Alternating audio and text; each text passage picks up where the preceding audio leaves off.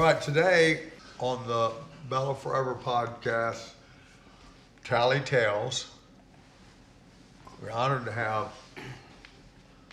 one of the greatest healers in our community, Ryan Sullivan, with us on the podcast. Higher level healing is the name of his business. And if you've got money to burn, that's a good place to burn it. Just don't try to kiss him on the lips. Or if you have a body to heal. Or a body healer, you want to learn about some healing work, I'll teach you some stuff too. There you go. Well, I'm Jim Odie. And I am Ryan Sullivan of Higher Level Healing. So Ryan, tell us, how long have you been in Tallahassee? Oh, my whole life. Let's see. I just born turned and bred. 40. 1984. Good year. All right, so Ryan may have crossed paths with Bella on a few occasions. Yeah, many occasions. And what was your impression? Oh, Bella's awesome. I like how she was always good for a smile and adventure. And she wasn't scared of nothing, you know. She was Yes, yeah, that's it. But she was never like rude. I mean, probably to you, but you deserved it. You know? Oh, yeah, of course. But to me and everybody else, she was always super sweet. Super sweet, yeah. And I don't know, what would I say? I say I really like her murals around town now. Yeah. Because it's Jules Muck Rock, kudos to Jules, who did these wonderful murals and inspired the Bella Forever Foundation by writing Bella Forever on the first trough at Railroad Square, which was recently uplifted and renovated by the almighty powers that be. Yeah, they hit the spin cycle on the air that day. And Yes, they did. Ryan, so let's get the dark part of the podcast. Jesus. Do you know people? we're like 2 minutes into this thing. It's like, No, but do you know people that have suffered from opioid yeah, of course. addiction? Absolutely. Any that have given up their life? Oh, 100%. Yeah. Yeah. But no. What can you say to the people that might be listening that might be struggling with that and thinking, life sucks, why do I give a fuck? What would Ryan Sullivan have to offer as advice with his infinite wisdom that pours out of every Well, with my no wisdom, but my affinity for talking shit and just talking in general, I'll say things about it.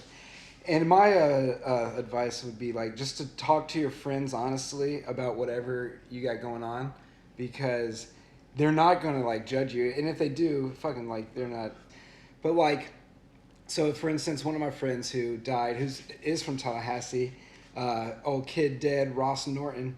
He was living in Nashville at the time, and he talked to certain friends of his like every day, and was always like, "Oh yeah, I'm dead." He did rap. He was an MC, and so he would write about like his past and getting clean and sober and all this.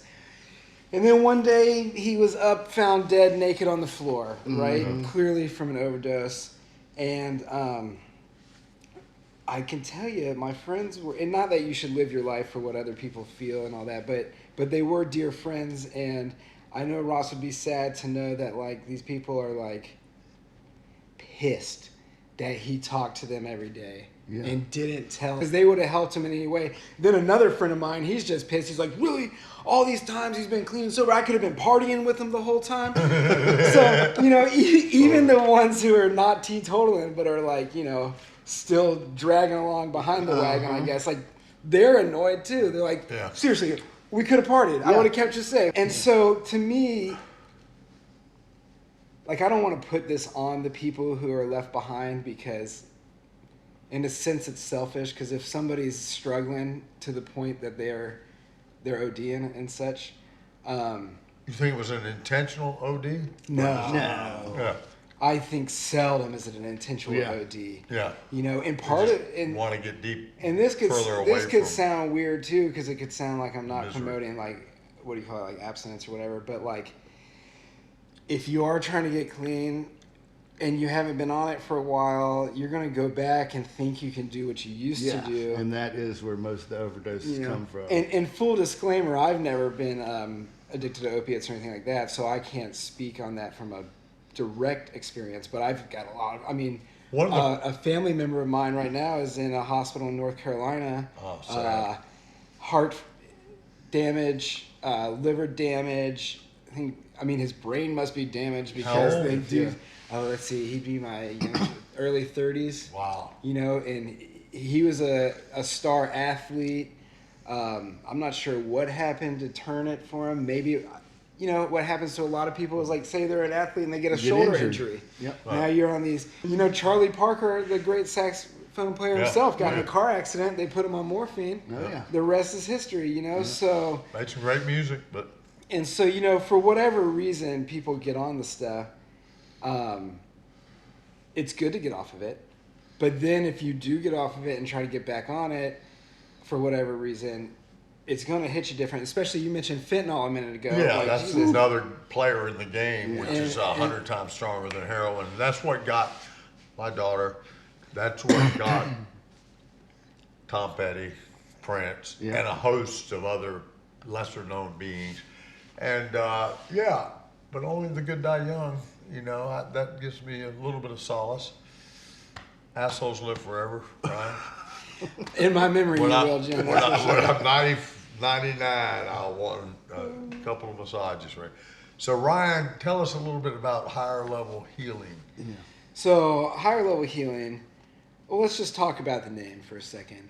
It's like, I've heard people argue about, like, should you use the word healing? Are we healing? Do you heal somebody?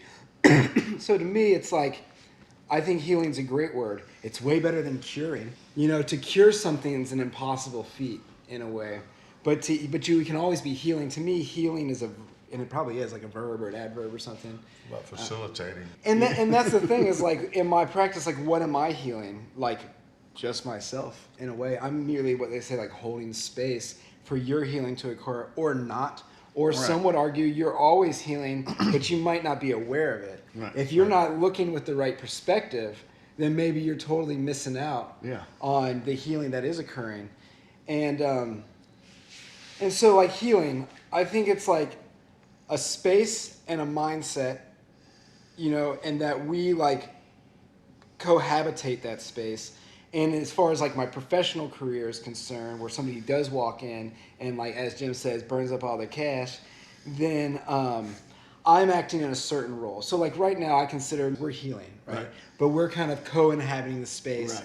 Whereas, like, if somebody walks into a room, it's like me and them in there, they, like, make an exchange, so there's, like, a definite,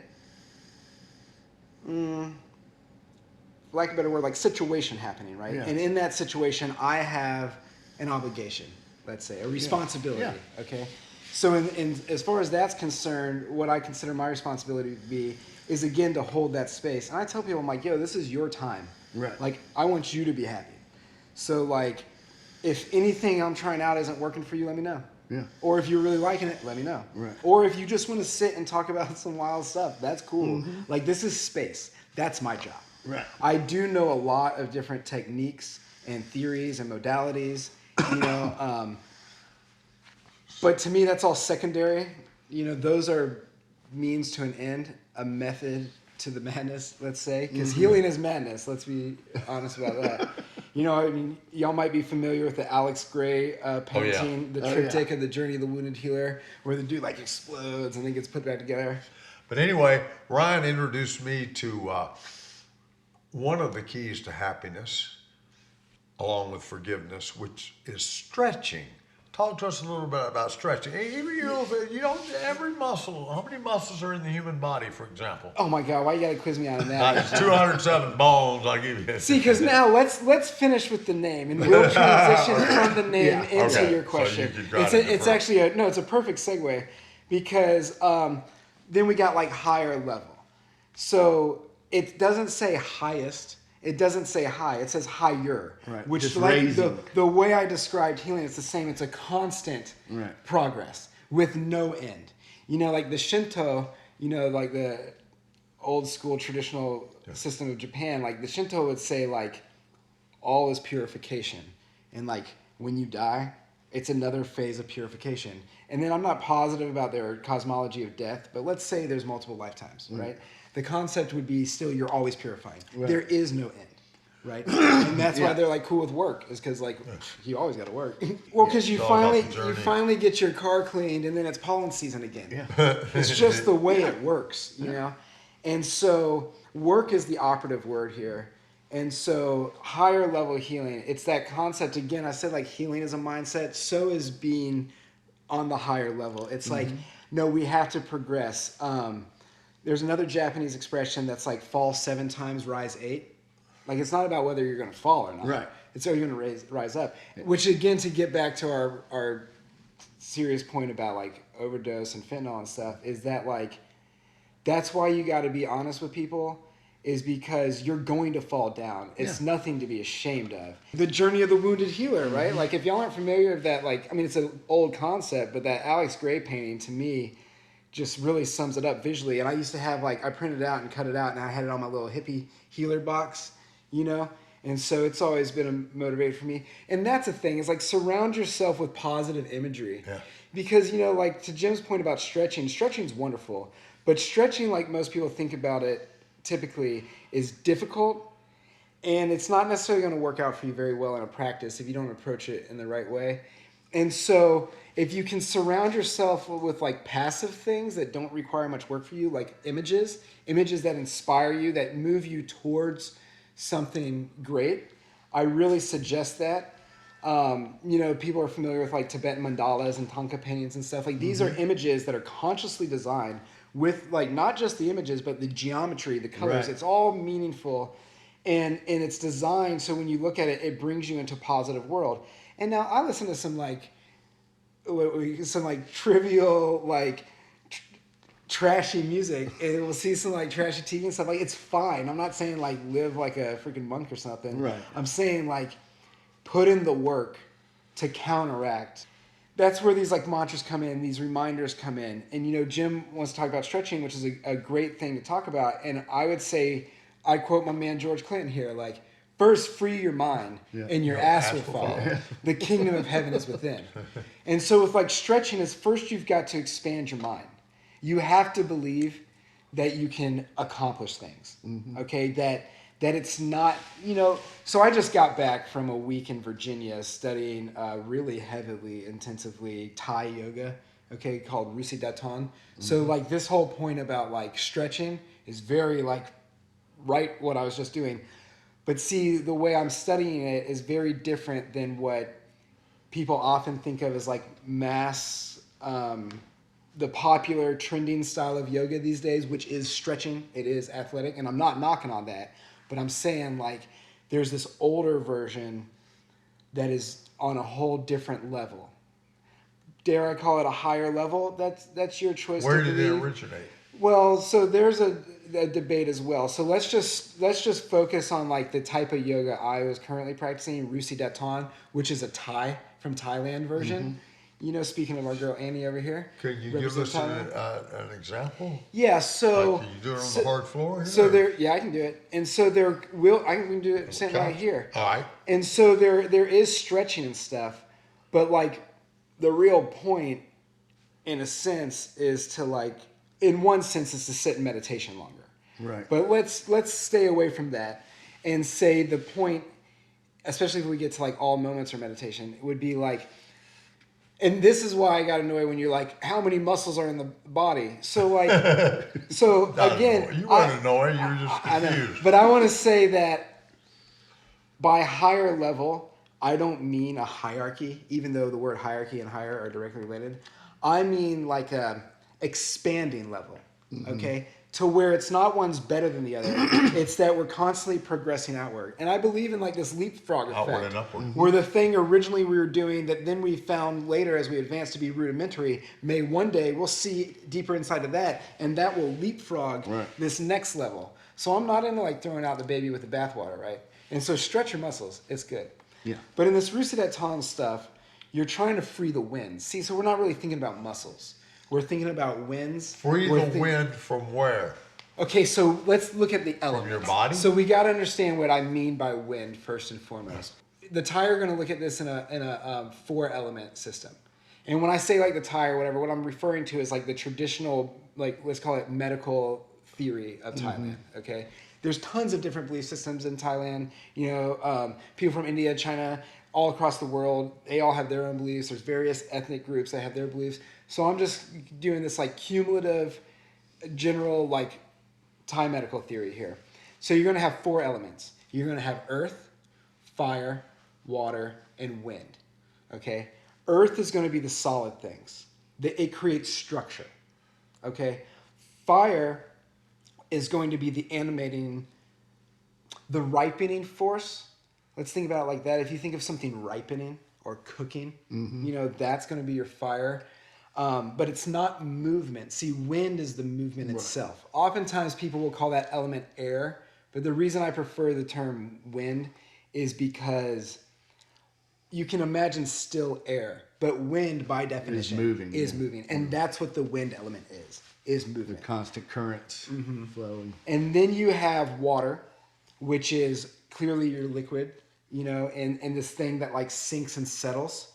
And to take one analogy, so like you can't have a river without both earth and water. Right. If you just have water, it just spills out and it's gone. If you just have a bank, there's nothing in it moving or sitting. There's nowhere for fish to live, etc.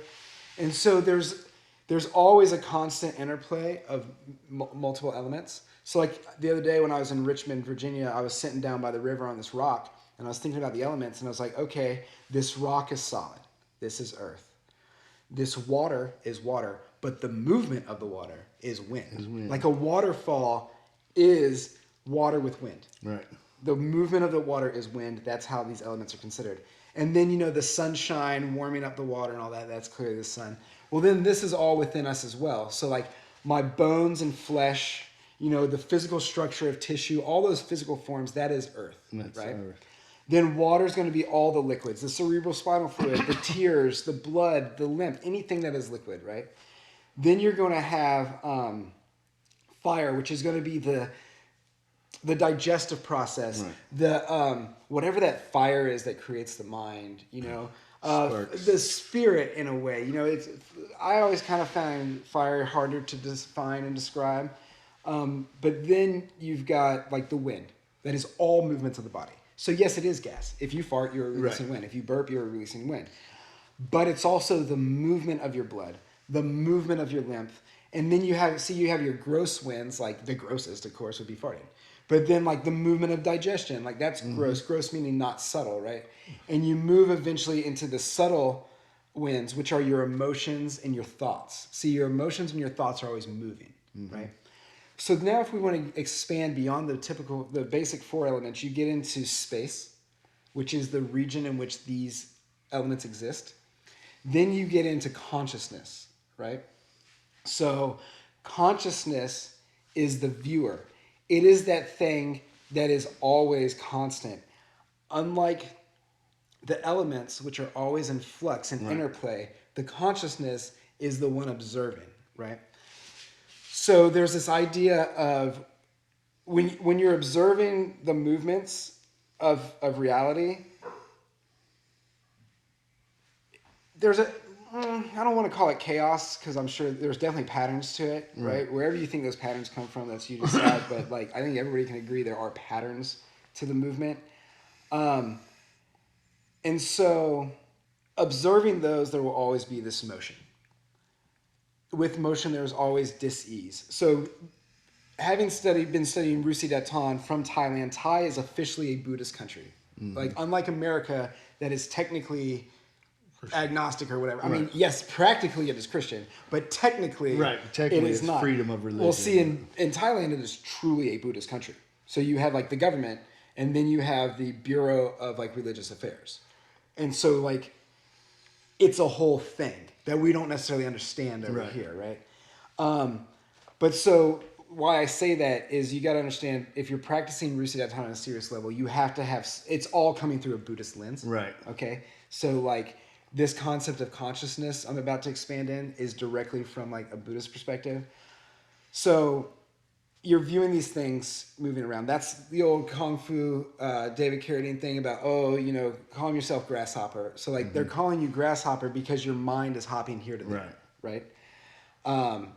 And so if you can turn the observer back on itself to observe the one observing, you will find stillness, because the observer is the thing that is always still. Right.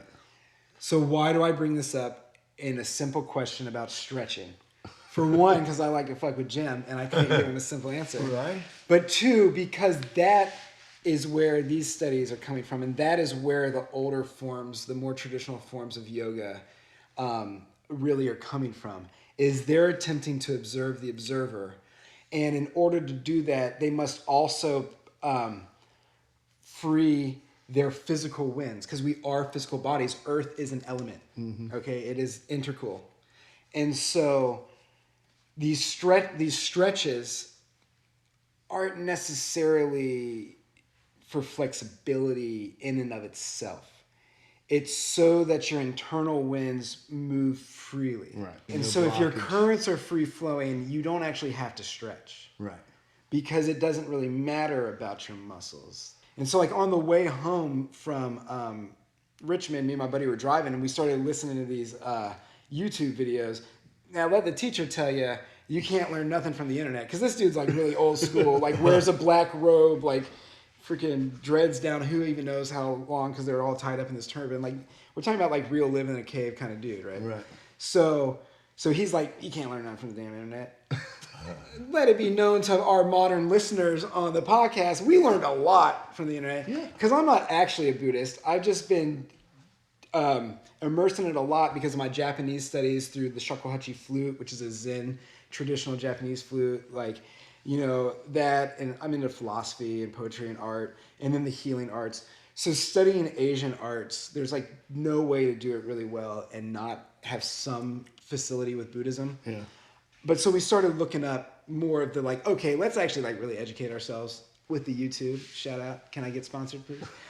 Everybody click, like, subscribe. But so, let me think about what I was telling you. Dukkha. So the Four Noble Truths, okay, is life is dukkha. And dukkha is often referred to as suffering. But see, that's such an intense word. It's like how everybody uses trauma now. There's lowercase t trauma and capital T trauma. And every day that we wake up, we have more discomfort.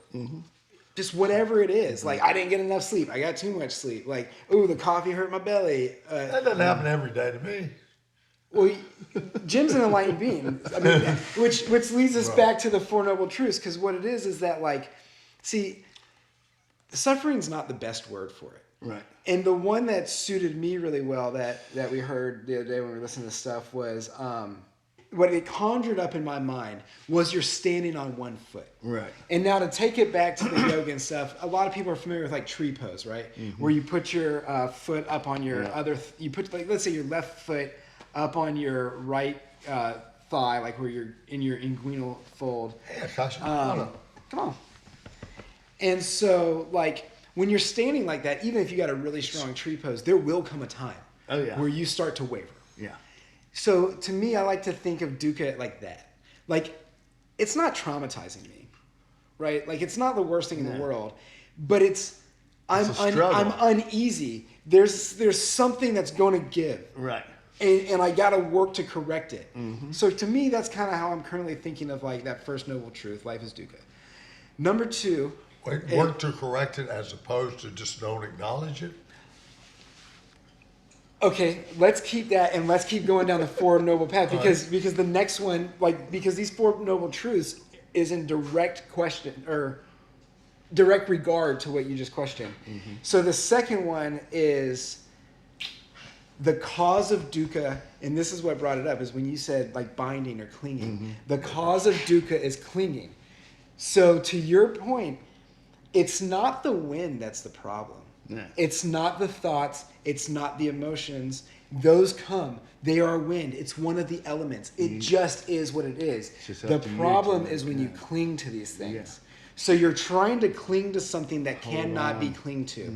I mean, it's like I used to practice Tai Chi, and in Tai Chi, you're trying to like lose your center, like give it away. You're trying to be like fog. So if somebody goes to push you, try to push the fog. Try to cling to the fog. Right. It is not possible. And so, an analogy is like if you got like say 10 pounds of rice, and you got it in a sack, you can easily fling that wherever you want. Flip it around, you can manhandle it, manipulate it. But if you just have 10 pounds of rice without a sack, good luck. It's everywhere. It's everywhere. There's no way to grab it.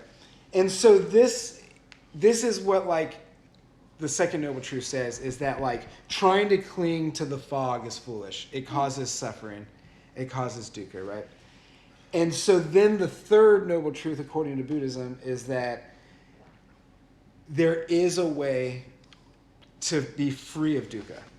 And that's the fourth noble truth, which is the Eightfold Path. Which I'm not, like I said, I'm not truly Buddhist. I'm just somewhat versed in it. And so like, but I can tell you the gist of it is like right speech, right mind, right behavior, And so, and then y'all realize it's a global freaking religion that goes deep, and so it spreads out from there. And so to your point is, should we try to correct it? Well, I think you had a question like, what is correcting it? Because like, if your winds are free, you don't really need to stretch. Right. And so if you're not clinging to these thoughts, you don't really need to fix anything. Right. Because you're not going to fix death.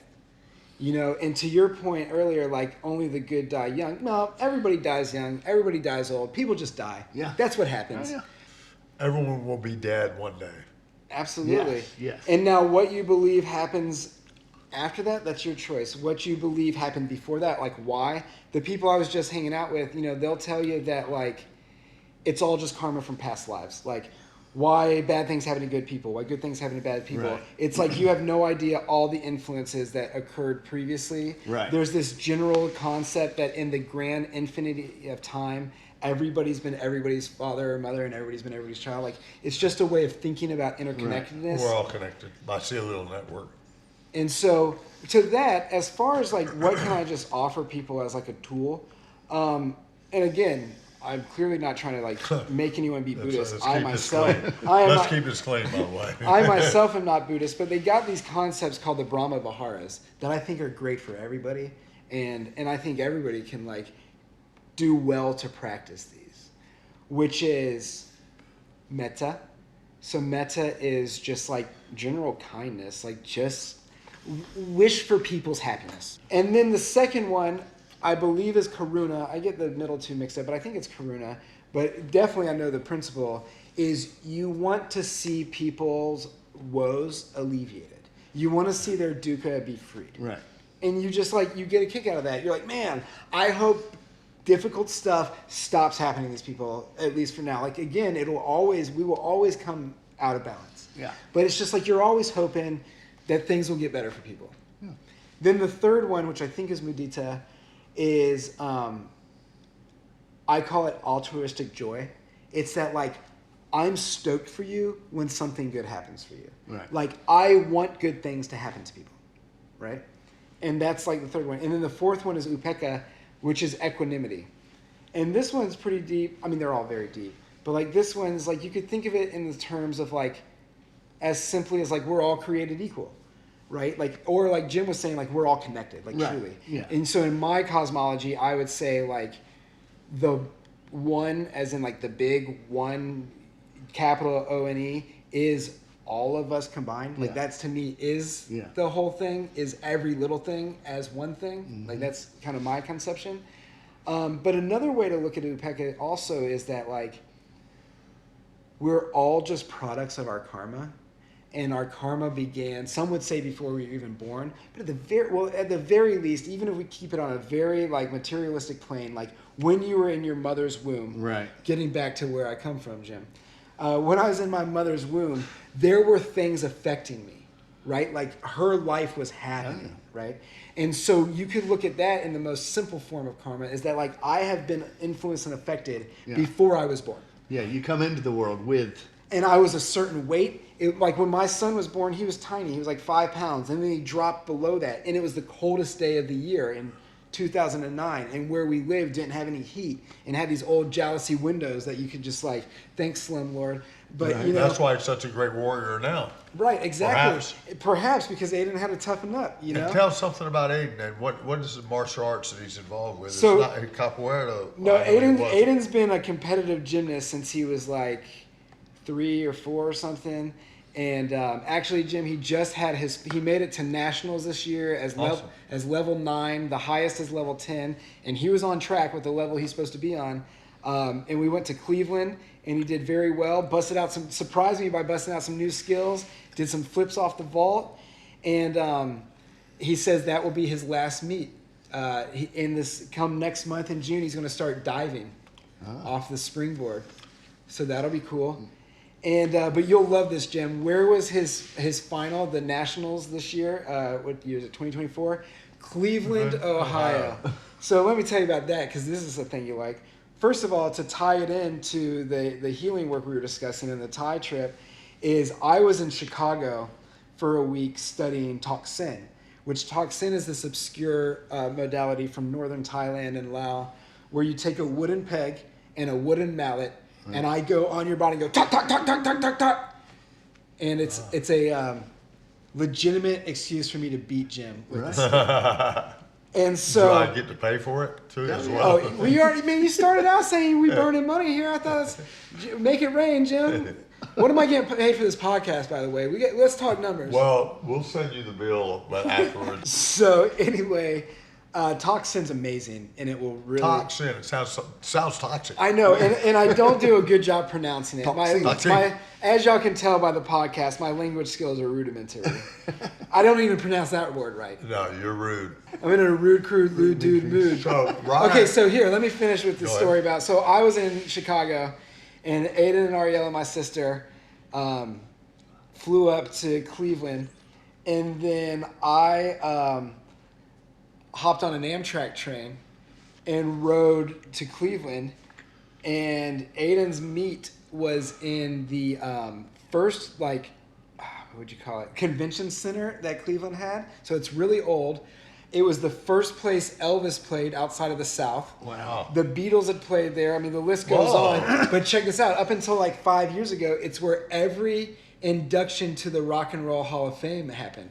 Wow. And so this place was gorgeous, and it was very cool. So it was a very fitting place to have a finale for the kids. Right. Wow. And Cleveland was cool. Weird. But you didn't make very it to the cool. Rock and Roll Museum because they were closed. Yeah, because let me go ahead and talk about this. I hope this goes national. It should, because the Rock and Roll Museum should be open 24/7. It should definitely not close at 5 p.m. Totally on rock and roll. So the best we could figure is maybe the guys working at the Rock and Roll Hall of Fame had to go and get their rock on. Maybe. So they close early so they can go jam down.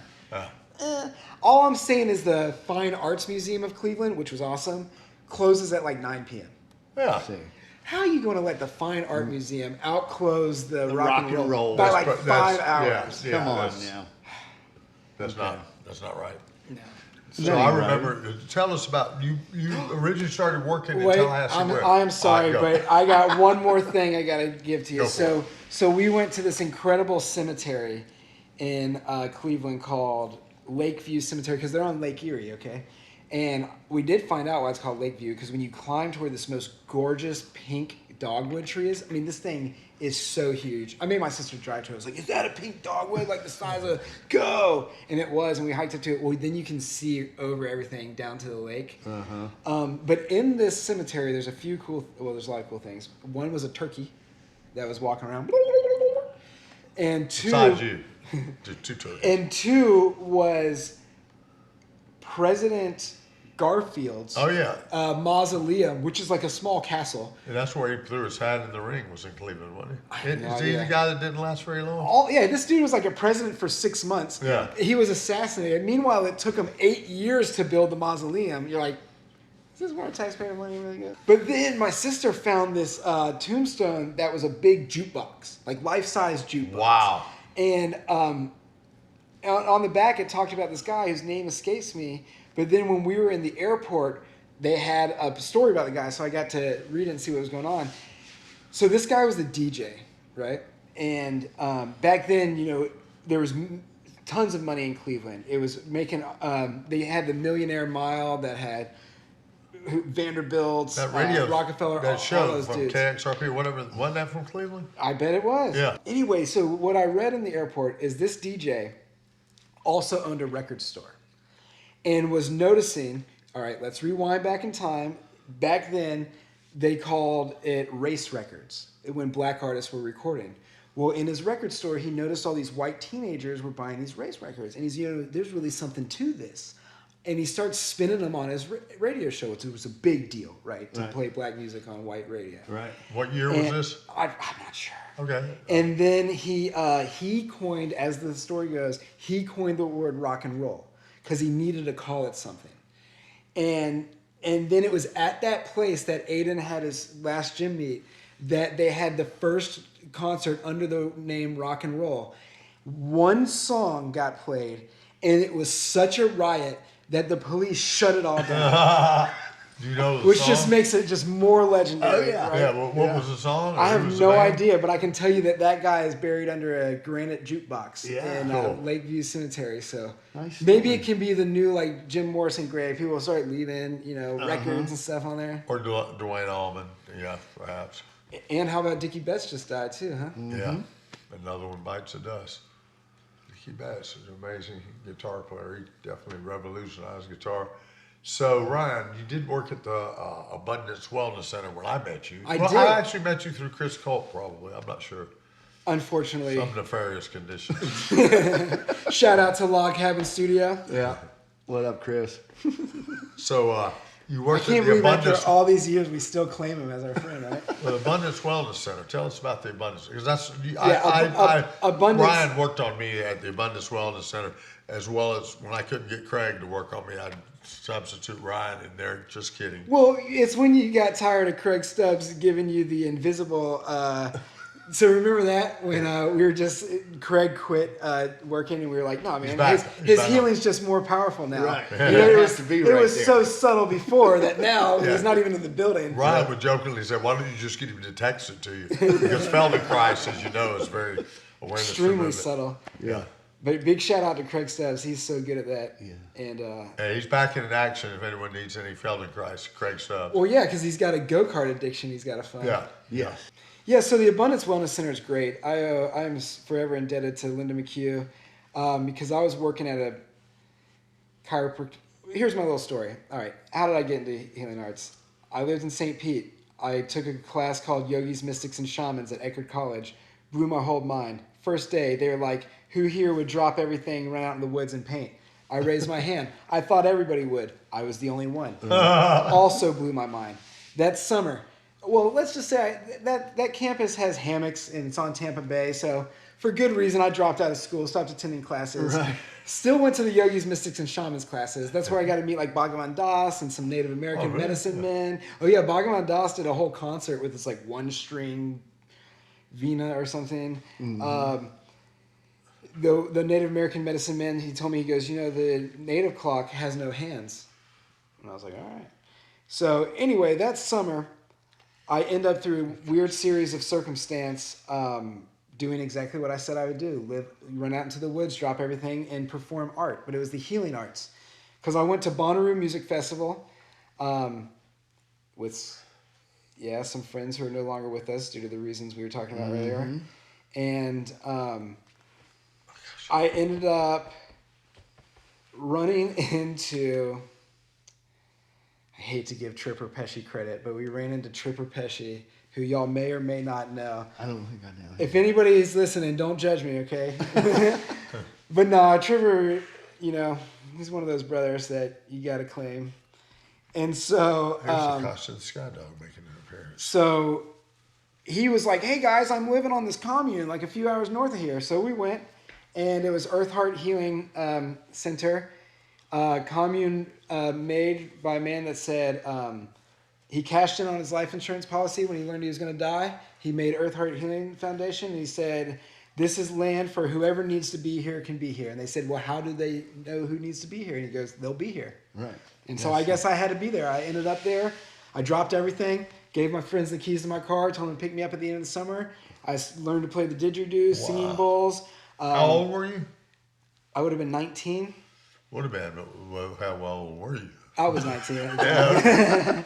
and so, yeah, we lived in the woods in Kentucky. I bathed in the river. You and I. Some hippies. The other folks that were there on the Yeah, property. you know, the folks that came, the folks that went. And that's where I started studying yoga. And so that's why I'm forever, like, bent on the, like, meditative yoga, is because the guy who was running the property, like, who was the son of the guy who founded it, he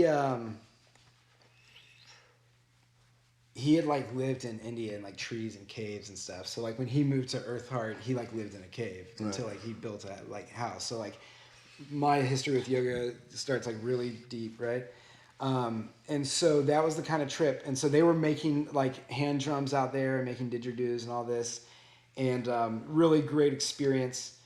And then What were they making the drums out of? Just curious. what they were making, I don't know the name of them. They're those African drums that are like conical, you know, and they're made out of slats. And so that's the kind of drums they were making out. They were really into sacred geometry, so they loved figuring out the angles of the slats and doing all that. And yeah, so then I moved some other places. Crested Butte, we mentioned before the podcast started. I was out there for a little while. I eventually, though, decided I wanted to go to massage school because I was like still in love with this girl in St. Pete, had no direction in my life. People told me I was like good at doing massages, and I was like, all right, I should get better at it. And this gives me an excuse to move down there. I told people straight up, I do not want to be rubbing oily bodies all day, and I had no interest in doing it as a profession. But I ended up going down there, excelled at it. Homegirl ended up going to the Peace Corps in South America. I was going to go to the Peace Corps. Homegirl, huh? Did she have a name? She did, yeah. She still has a name. Yeah. Homegirl sounds like the name you would have in prison, like homeboy. No, Sadie's cool, man. I always got love for Sadie.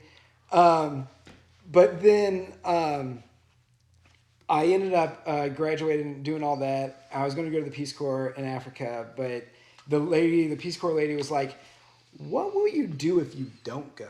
I was like, I just got this massage license. I'm trying to study like the healing arts. I'm doing this thing, that thing. And she was like, I think you would be like better serving the world if you don't go. And you just like keep doing what you're doing. Keep on this current path. And so that was really interesting because that kind of gave me reinforcement to like, okay, like that lady who's like whole job's trying to help the world says like, I'm doing something cool and keep up with it. And then, I'd always cooked in restaurants, starting back at the old Silver Slipper. Shout out to my man, Bill Kalfas. And and then I decided like cooking in a restaurant is not my path, right? And I was like, let me try this healer's path. So on the same day I started my first 2 jobs, or as massage therapist. One was at Stress Busters in the Tallahassee airport, which was the first massage establishment in any airport in America, and existed for like 20-something years because the Tallahassee airport used to be booming. Yeah. Oh, yeah. And huge shout out to Charlotte Lloyd, the only like boss of mine ever as far as massage is concerned that I actually stay in touch with, and I love Charlotte all the way. And she was a great mentor of mine. And then when Massage Envy was opening, I was like amongst the first group hired before they opened. And no disrespect to Massage Envy, but I am quite proud to say I was the first person to quit Massage Envy in Tallahassee. And don't edit that out, okay? Because that is like my pride and joy. Okay, I have like a Grammy on my wall that's like I was the first person to quit that. But I mean, I have friends who worked there for years and they love it. So no disrespect, it's just so not my path. Yeah. And then I went on to work in a spa, not my path. Worked in a chiropractic clinic. Now I know some cool chiropractors who like I'd work with, but the one I was working with left a seriously sour taste in my mouth. And so this leads us back to the Abundance Wellness Center in Linda McHugh, because I was like dying at the chiropractic clinic. I think I even went back to like cooking because I was like, I am so done with this. But Linda was like, no, come on, I got you. Get in here. We'll make it work. And I did. And I went out on my own. And my man, Jerry, he was my first client. And he made sure I did things like legally and properly, like for anybody creating a business, did y'all know you actually have to like register your business name? You can't just like hand draw business cards with whatever you name you want, like I always did. Yeah. And so Jerry's actually the one who taught me how to officially make it higher level healing. Right. So for all y'all out there, that's trademark. Don't touch it. That's right. Okay. Hashtag. So then I started working with Linda. I worked in the room right next to her. And then I moved to a very big room. And then that's when I was brave enough to put down my Thai mat and my massage table. So that's because I was always like, oh, you know, because Thai massage typically happens on a mat on the floor. I use memory foam, so it's super comfortable. It allows me to have better body mechanics. It allows me to use leverage properly. I use my feet. I use my torso. Yeah, you had And- something above you that you could hang and walk on people's feet. Absolutely. Yeah. I walk on people. I mean, back. Walk on their back. Oh, I walk on everything. The Abundance Wellness Center. I remember one day we were doing massage, and the face lady that traveled the country, charging a lot of money for these ladies to do facial. And they were in the room next to us, and we were laughing. Pretty funny. It was things were going pretty good, you know. And the ladies banged on the Boom, boom, boom, boom, yeah, boom, boom. and On the wall. So Ryan just bangs hard. It was pretty funny. Anyway, he'd been there. I've never seen Jim be offended until that moment. Right. Is she seriously? Oh, because we're laughing? Laughter's the best medicine. We're in here healing. What are y'all doing over there? So I play at a lot of instruments. Okay. It's my wife and son who are really good musicians. Ariel, she's my wife, and she's the executive director at Lemoyne Center of the Arts. And she's an accomplished violin player and used to play with like Langtree and Starry Crowns. So you know, like Patrick McKinney and Lee Fulmar, she used to play a lot with them. Twining Binds, and some other people who I can't even remember. But all those were great bands, so that was really fun. But now my son, he also plays. So he plays piano with like Clyde Ramsey's his teacher. So he's Oh, wow. he's learning like Bill Withers' entire You discography. let him in Clyde Ramsey's presence without you. Hey, being Clyde's got a new kid. You know, he's Okay, cool. He's a responsible adult Good, individual. good. And so Aiden's learning the funk and the blues. You know, Nice. and every Beatles song ever written. Awesome. So then Aiden's over at Leon playing steel pan with Dr. Kayleen Justice, who runs quite a program. And so me and Ariel actually are doing the community steel pan as well. Nice. But then so like what I specialize in isn't being a good musician. Like as far as like melody and harmony, I'm like terrible at them. But I really understand how instruments work, and I like to travel, and people like to travel, and like I acquire these instruments. And so I have a lot of different instruments from around the world that are pretty obscure, and I can make them all make sound. Yeah, so it's this thing, which we probably won't play on the air because it's Let's do it. It's a pretty harsh sound, but at least it would under my amateur playing. And so what you got here is a metal reed that's a pass-through reed, like the same kind of reed as a harmonica, but like handmade. So where I'm familiar with this in particular is in Thailand and in Laos. There's a instrument called a khen, Khaen. I think you just say like can, but my pronunciation is terrible. And it's a bunch of these in bamboo pipes. That's like a mouth organ. Don't start with it.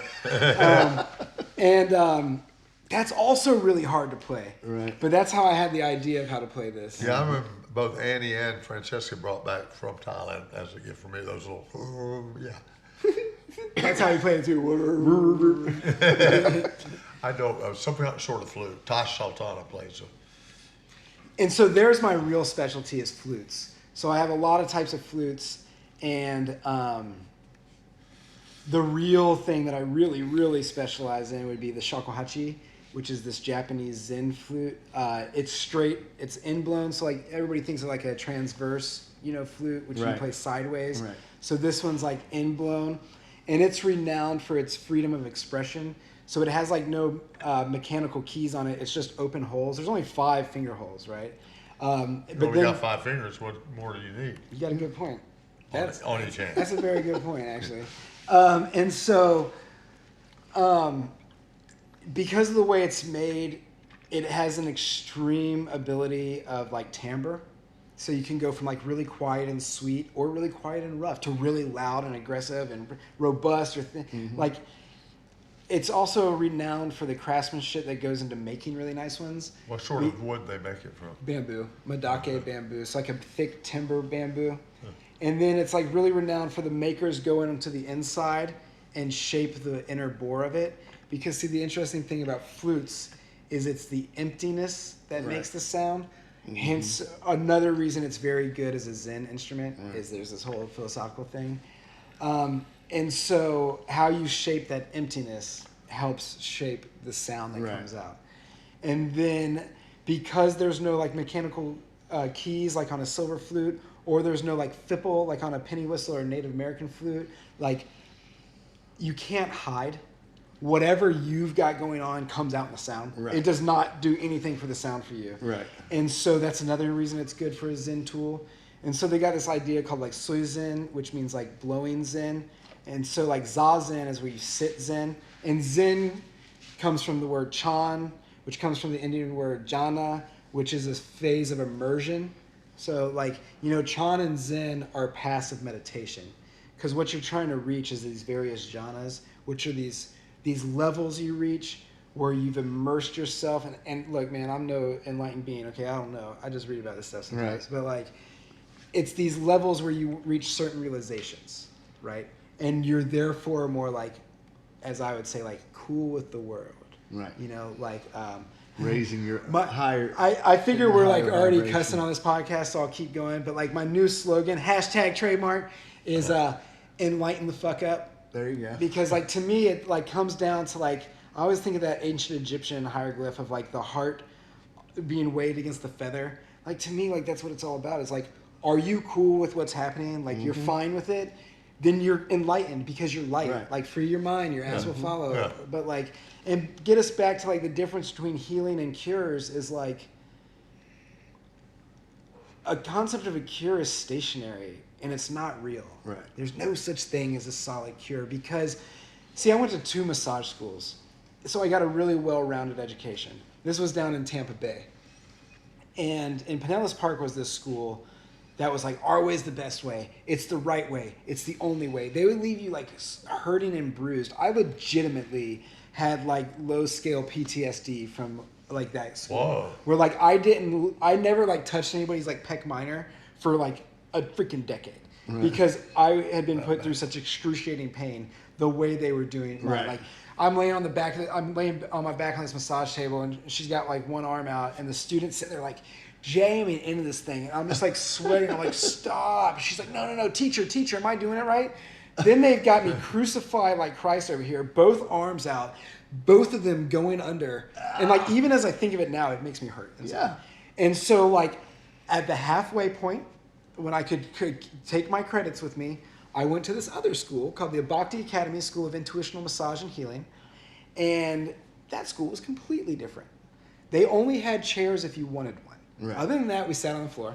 Every Monday, the owner of the school would come in and he would talk to us. This place out back where they actually did massages was called Ophelia's Cottage. They were really cool. They were really into Eckhart Tolle and really into energy work and like sound healing. And so I remember one day Dale McNitt, the owner, was sitting down with us and was like, so we're a modern day mystery school. Our purpose is to help you understand the human condition and how to alleviate its ails, its pains, its woe, its dukkha, right? And so he said 2 different therapies that are completely opposite in theory, practice, technique, just completely opposite, will each work depending on who is giving and who is receiving, right? And so that always highly influenced me, and is how I approach the whole trip that I'm on, right? And to bring that back, if I'm able to what I was talking about is, what is the goal? What are we trying to do? The goal can't just be to have flexible hamstrings because you've got people who live in wheelchairs, right? Like, they're not really going to be able to stretch their hamstrings, right? You know, they're paraplegics or whatever. Like, there's people with, you know, various capacities in their mental state. And that's not hierarchical. You know, some people are more adept at physics. Some people are more adept at art. Like, you just have different capacities. So you've got to, so like, understanding quantum physics can't be the end goal either. Right. You know, it can be like what you set yourself on. That can be your path. That's fine. But like, if I'm trying to come up with like a unified theory, I'd say the end goal is just to enlighten the fuck up, just to like feel okay with what you've got going on, and to strive always for a higher level. Yeah. Because to be cool with whatever's happening doesn't mean you're apathetic. Right. You know, it just means that like you're not Unattached. perturbed by the work that you have to put in. Right. It's not like, dang it, I've got to do this. You know, there's a famous Zen koan about Joshu's bowl that's like, you know, they eat, and so they, you know, the way Zen monks work is they have like one bowl, right, that they eat out of, and then clearly you wash your bowl and you meditate and all this. So anyway, they eat their rice, and Joshu asks his fellow monk, he's like, hey, like, what's enlightenment? And the monk's just like, well, have you washed your bowl? Because look, like, there's work to be done. Like, you got to clean your bowl. I can tell you exactly what you need to do. Right. All this like elaborate whatever, yeah, it's cool when you get there, when that's the thing to do. Right. And that's a lot of the reason why like people don't typically get into some of these like deeper meditative paths until like they're older, is because like unless you go like the monk route or the ascetic route or the renunciate route, say you go like the route of like a family man or like a businessman, you have kids to raise. Yeah. And a house to maintain. You've got a business to foster until finally, like, you know, in my case, like Aiden's You can't 15, afford to you know, slow like, down. like he'll leave. And then what else do I have to do? Like, whatever the hell I want. And so that's when people like dive deeper, or people like aren't as robust in their vitality oftentimes when they get older. So they can't go play the sports they used to or whatever, you know, like speaking back to Clyde, throwing him under the bus, like Clyde ain't trying to go play keyboard till 2 a.m. Like, he's got a little kid, you know, he's happy with that, you know, and so be happy where you are. Don't like worship these renunciate paths, you know. I'm no renunciate, but like the guy I was just like sitting with, he is, and it's like hardcore. Like, I'm not trying to do that, Right. you know, but you know, as I get older and I'm like, my back hurts or whatever. I mean, hopefully it won't, because I'll be stretching, like Jim said. Exactly. You know, You know, have you heard of the monks? And I think it might be in Tibet, when a monk, when they're meditating, the head monk will come and knock you on the head real hard. so If you're lost focus, if you're thinking about something instead of meditating, I believe it because to whack you back into Because shape. the one thing I know for sure, absolutely 100% positive I know they do, is in Zen temples in Japan, is if you're sitting zazen and you start, like you're saying, you're not there, the monk will come by with this stick and have you bend over and whack you on your erector spinae, which everybody I know who's had that happen say it's actually very welcomed. Right. Because your back's burning by that point. You know, because part of all that thing is before you can subjugate your mind, you have to subjugate your body. Like, if you can't sit in whatever posture, you know, like I can't sit full lotus, you know, Vajrasana, like at this point, like I have to work at it more, but I can sit like half lotus most of the time. You know, so whatever posture you're putting yourself in, if you fidget and you move, well, if you can't even like control your body, you stand no chance at these higher levels Right. of controlling your Really, mind. yeah. And so, you know, their backs will be burning sitting zazen and all this, and their minds are like getting fuzzed out or whatever. And so I'm told that like getting whacked with that stick actually like wakes you up. It's kind of like a quick massage. Right. And Yeah. so, you know, it's not as like necessarily violent as people think it is. Yeah, Although there's a good chance that It's not- somebody's just whacking you in the head. with a I've stick. been whacked in the head really hard after a Grateful Dead show. Is that one what time. happened Ended to up- you? That's one of the things that happened to me. That's just that's just the tip of the iceberg. But and I've fallen on my face a bunch of times. But it's interesting. A lot of times when I had these after a bad car accident, about getting banged in the head, sometimes when I fall, I feel like there was some sort of realignment occurring. My body knew to kiss Mother Earth with my face, just so I would get, you know, a certain energy field going, you know, and free up some energy, let the wind flow through me. All right, so back to answer your question that you asked like 20 minutes ago about stretching. So my new thing, Jim, that you'll really like that I got going on is I'm using. So a friend of mine's from Laos, and her cousins. Oh, man, I'm just name dropping everybody. All right. So if you gotta get your nails done, go see my man John McDara and his wife Kyle McDara at Tally Chic Salon. Good old Johnny. You sent know Nate John. McKenzie and I there. Absolutely. Yeah, he knew Lucas and Bella when they were little tykes and remembered that. And I know him from Linda, back at the Abundance Wellness Center. And so, so they're from Laos, and her cousins, they grow cotton, they spin it into thread, they dye it, and then they weave on this loom these long scarves that I get them to make because I'm doing, again, this is an obscure, like Northern Thai style of body work where I'm using the scarf in various ways with the body. So like one way, let's keep it on the stretching, is like, say I put this scarf under your ankles, right? And now I can sit there while standing. Mm-hmm. I can sit here and move you and stretch you and jostle you and all this. And so it's a very natural movement because the scarf isn't me. If I'm moving you, maybe my shoulder's stiff, so whatever. But with the scarf, it's a natural pendulum. And I'm able to stand up and keep myself in great alignment. Right. And with the scarf, I'm able to like wrap it and do these things and put this traction on. And so that's what I'm really getting into. So yeah, I know I went a little deep with the if you're going to stretch, you first have to free your mind through, and we went down a whole tangent, right? But no, so like stretching the body is very necessary and great. And there are many ways. There are many ways to go about it. And I mean, like you're stretching out to the stars. You're like you're becoming, more aware being, and you're becoming more of the entire cosmos instead of just your body. So that's stretching for me. Agreed. Again, because like if we're getting those winds open, there's also the cosmic winds. And now some people are like, oh, that's some hippie mumbo jumbo. Y'all, okay, so of course it is. Real facts, solar flares shut down telecommunication systems. Oh yeah, I'm waiting for the big one. There are clearly, they even call those solar winds. There is clearly movement of gamma rays and radiation and all this stuff that we cannot see, but clearly affects things. Akasha is aware of a lot of that energy that I can't feel that you'll notice before it becomes part of your reality.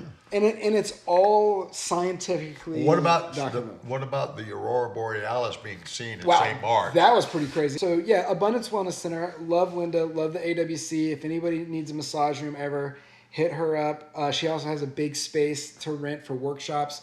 They teach classes up there. I taught a ton of workshops up there. But I actually, then I quit massage for a while, went on sabbatical to teach a lot of workshops. I teach workshops in cupping and Thai massage and Reiki, sound therapy. Capoeira, weren't you teaching capoeira for a while? I wasn't teaching it, but I was doing it. Okay. But now, once COVID hit, I started drinking more beer. And what they say in the bodybuilding world is I'm in my bulking phase. Right. Yeah. Soon to be in my cutting phase. Okay. Possibly not, but... Yeah, I mean, I've always been way too thin, they always said. I used to look like Skeletor, so I need more bulking than most people do. Yeah. Okay. Yeah, so I'm still bulking. Yeah.